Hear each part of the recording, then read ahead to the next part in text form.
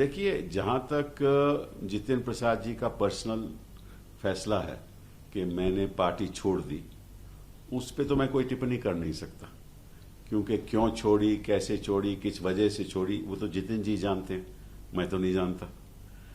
तो ये तो उनका अपना व्यक्तिगत निर्णय है, उसके ऊपर मैं कोई टिप्पणी नहीं करूंगा। लेकिन मुझे इस बात पे जरूर आपत्ति है कि जिस पार्टी को आप कहते थे कि 3 डेकेड में जिस पार्टी के साथ मैं जुड़ा हुआ था और उसके मंच से आप बीजेपी को रोज गाली देते थे, सांप्रदायिक बताते थे, एंटी नेशनल बताते थे, आज वही पार्टी आप ज्वाइन कर रहे हैं। आपत्ति मुझे इस बात पे है, क्योंकि इसका मतलब आप क्यों ज्वाइन कर रहे हैं। देखिए, राजनीति में और पॉलिटिक्स में जब तक आप आइडियोलॉजी के आधार पे आगे नहीं चलोगे तो ऐसा लगेगा कि ये प्रसाद पॉलिटिक्स है। आपको याद होगा कि हरियाणा में शुरुआत हुई थी आया राम गया राम की, तो अब इस स्थिति पे पहुंच गए हैं। तो now we are in Prasad Ram, Prasad politics. किसी को पश्चिम बंगाल में लोग टीएमसी छोड़ देते हैं, सोचते हैं कि भाजपा जीत जाएगी, सोचते हैं ना, और अगर कोई चुनाव जीत जाए तो वो लीडर ऑफ ऑपोजिशन बन जाता है। अरे भाई, आप इतने साल टीएमसी के साथ रहे, अब आप भाजपा पे चले गए, ये तो अपोजिंग आइडियोलॉजीज है ना, इसमें तो कोई मेल है नहीं। तो इसका मतलब आप you are only indulging in prasada politics. अगर मध्य प्रदेश में कांग्रेस के साथ जो कई एमएलए थे वो छोड़ के बीजेपी को ज्वाइन कर दिए, फिर इलेक्शन लड़के वो सब मंत्री बन गए, तो ये तो नीतिहीन पॉलिटिक्स है ना। तो इसको मैं बोलता हूं प्रसादा पॉलिटिक्स। ऐसा ही कर्नाटका में हुआ, ऐसा ही महाराष्ट्र में हुआ। तो मुझे इस बात पे आपत्ति है कि आपने जिस पार्टी को सारी उम्र गालियां दी, उसी को आज आपने गले लगा लिया। और किसके लिए? प्रसादा के लिए। वो क्या प्रसादा है, कौन सा प्रसादा है, कब मिलेगा कब नहीं मिलेगा, ये मैं नहीं जानता। आपने कांग्रेस पार्टी छोड़ दी, उसके ऊपर मैं कोई टिप्पणी नहीं करूंगा। वो तो आपका हक है, पार्टी के साथ रहना या नहीं रहना, वो आपका हक है। अगर मैं आज कोई कहे कि कांग्रेस पार्टी मुझे कहे कि आपकी जरूरत नहीं है, तो मैं छोड़ सकता हूं ना। लेकिन मैं भाजपा का भी ज्वाइन नहीं करूंगा ओवर माय डेड बॉडी, क्योंकि सारी उम्र जिस आइडियोलॉजी के साथ मैं पला बड़ा हुआ और आज इस स्थिति में पहुंचा हूं, आज इस उम्र में मैं क्या किसी और पार्टी को ज्वाइन करूंगा? किस लिए? प्रसादा के लिए? हम पॉलिटिक्स प्रसादा के लिए नहीं है, हम पॉलिटिक्स आइडियोलॉजी के आधार पे करते हैं। इसीलिए हमने ग्रुप ऑफ 23 ने ये इश्यू रेज किया था कि हमारी पार्टी को आप रिफॉर्म कीजिए, हमें सुनिए। सुने नहीं सुने वो अलग बात है, लेकिन आज ये तय हो जाना चाहिए कि जो इस किस्म का प्रसादा पॉलिटिक्स करता है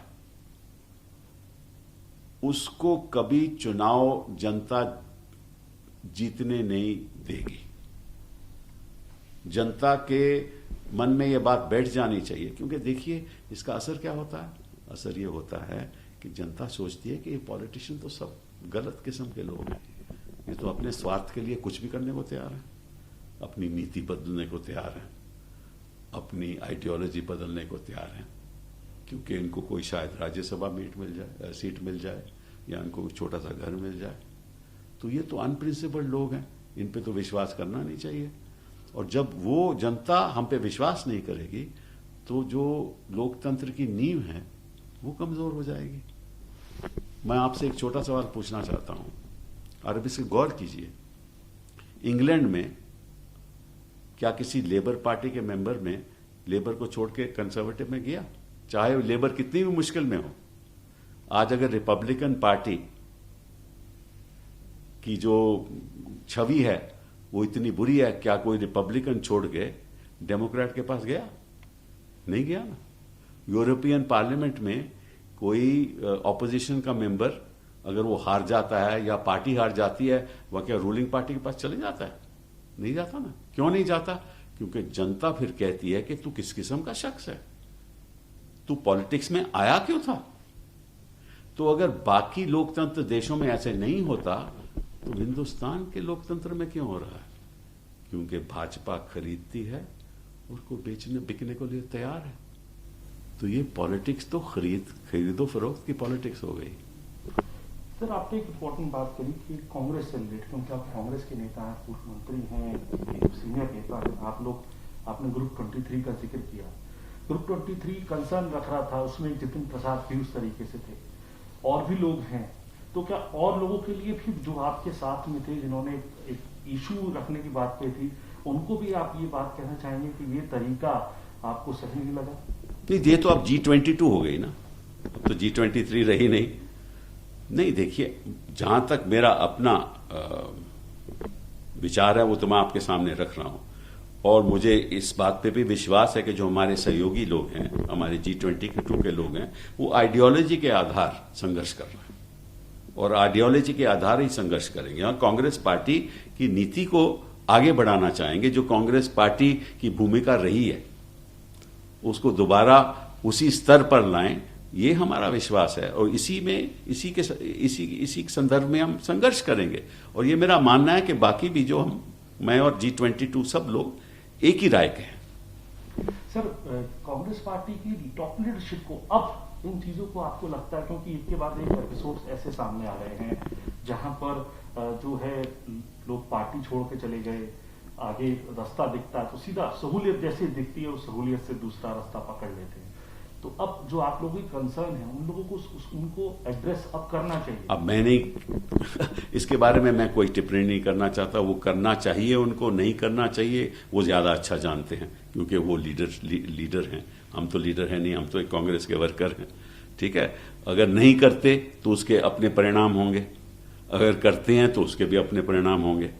ठीक है ना। लेकिन जिंदगी में, चाहे वो कॉरपोरेट की जिंदगी हो, चाहे वो एक परिवार की जिंदगी हो, अगर आप सुनना बंद कर दोगे तो उसका नतीजा अच्छा नहीं होगा। एक सीईओ को, अगर सीईओ किसी कॉरपोरेशन का अपने जो उसके लोग काम कर रहे हैं कॉरपोरेशन में उनको सुनेगा नहीं, तो कंपनी बढ़ेगी कैसे आगे? ठीक है। तो पॉलिटिक्स का जो बेसिक प्रिंसिपल है वो है लोगों की बातें सुनना और फिर तय करना हमने आगे कैसे बढ़ना है। और जब मैं कहता हूं लोग, सभी लोगों की, जो यंग हैं उनकी भी, जो मिडिल एज्ड हैं उनकी भी, जिन्होंने पार्टी कितने सालों से संभाली है उनकी भी, क्योंकि हर एक की अपनी राय होगी। फिर एक सोच विचार के साथ आप आगे बढ़ोगे तो फिर रास्ता सही दिखेगा। अगर आप सुनोगे ही नहीं तो गलत रास्ते पे चलोगे। सर, हिंदी में आपसे आखिरी सवाल, एक यूपीए 1 यूपीए 2 के दौरान ये सब तो यंग लोग थे जो पहली बार दूसरी बार सांसद बन के आए थे। आप लोग कैबिनेट मिनिस्टर्स थे, इन लोगों को एमओएस बनाया गया, चाहे उसमें ज्योतिरादित्य सिंधिया हो, जितिन प्रसाद हो, तमाम एग्जाम्पल हैं।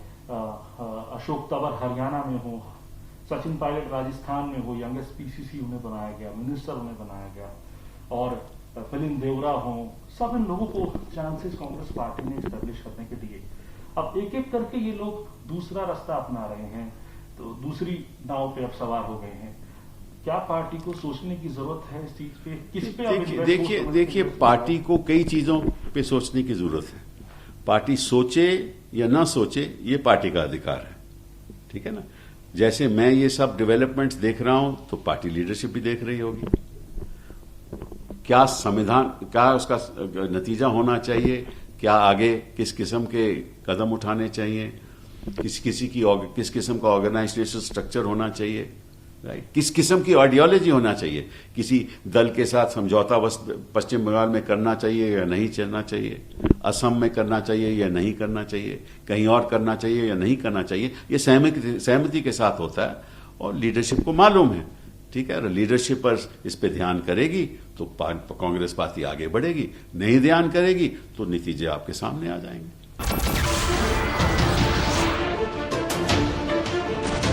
नमस्कार, मैं हूं मानक गुप्ता।